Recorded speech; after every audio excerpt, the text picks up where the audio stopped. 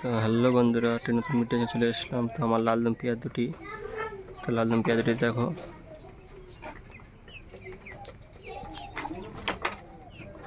খুবই দারুণ কোয়ালিটি।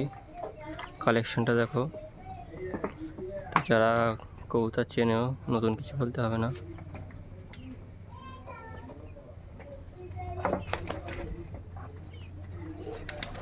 কালেকশনটা দেখো।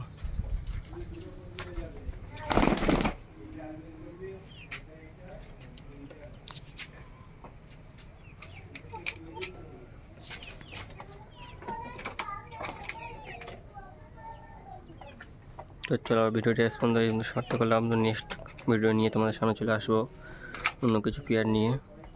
আর এই লালদম দুটি তোমাদের কেমন লেগেছে কমেন্ট করে জানাবে মতামত। আর আমার লাভটা দেখিয়ে দিই তোমার।